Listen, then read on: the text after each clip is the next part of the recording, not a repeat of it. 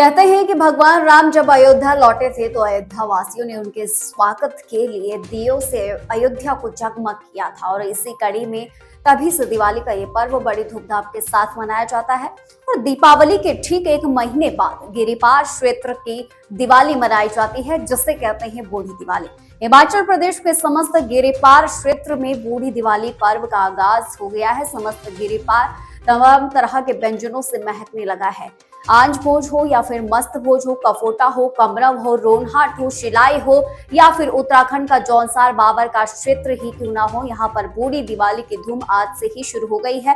तरह तरह के पकवान बनने शुरू हो गए हैं। टीवी स्क्रीन पर ये तस्वीर आप देख रहे हैं, जहां पर आपको बता दें कि एक महीने बाद समस्त गिरिपार में ये दिवाली मनाई जाती है, जिसे बूढ़ी दिवाली कहा जाता है। लिपाई पुताई के काम के साथ साथ तरह तरह के व्यंजनों की तैयारियां भी शुरू हो गई हैं।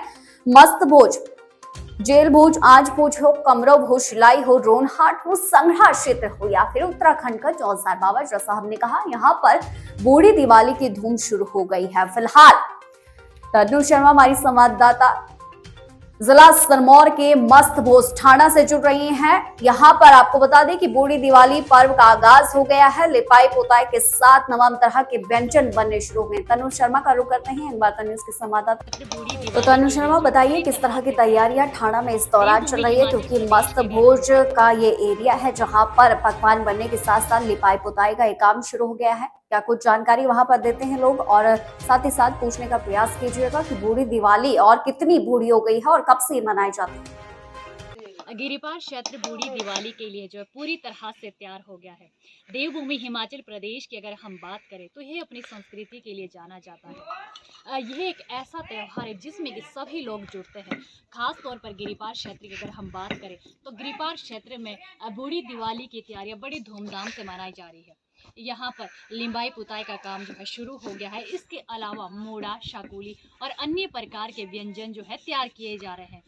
हमारे साथ गांव के कुछ बुजुर्ग और अन्य लोग जुड़े हुए हैं।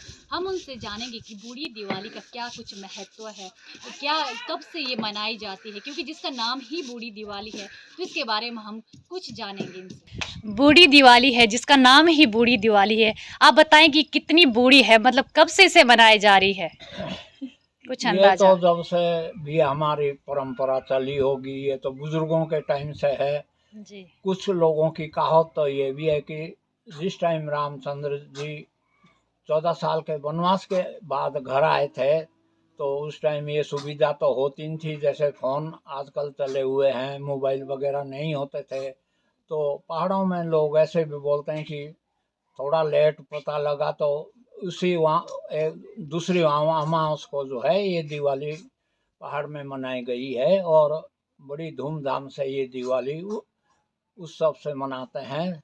लोग दिए जलाते हैं, मशाल जलाते हैं और खूब तरह से नाचते गाते हैं।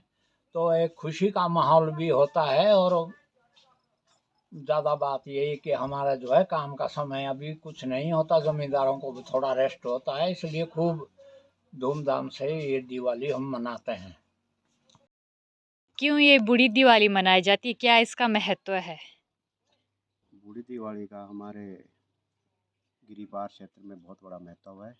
ये प्राचीन काल से जो बूढ़ी दिवाली है हमारे बुजुर्ग से लेकर आज तक हमारा जो रिवाज है, ये 10-15 दिन पहले से इसकी तैयारियां शुरू हो जाती है और इसमें हम मूड़ा, शाकुली और कई तरह के पकवान, गुलगुले वगैरह बनाए जाते हैं। और कल हमारी छोटी दिवाली थी, आज बड़ी दिवाली, कल भिउरी बोलते हैं। और हम आज भी और रात को लकड़ियाँ इकट्ठी करके वहाँ फिर हम दिवाली मनाते हैं और सवेरे हमारा रासा नृत्य होगा। और भिउरी के दिन भी पूरे दिन सभी महिलाएं और बुजुर्ग इकट्ठे होकर के वहाँ पूरा मनोरंजन करेंगे। और क्या क्या आकर्षक जो कुछ चीज़ें होती है, व्यंजन जो बनते हैं, और क्या क्या कुछ खास होता है इस पर? इसमें मैं पहले भी बोला था कि शाकुली है, मूड़ा है, बडोली है, गुलगुले हैं और सभी भाईचारे के लोग इकट्ठे करके मूड़ा, शाकुली, अखरोट आदि का वितरण करते हैं।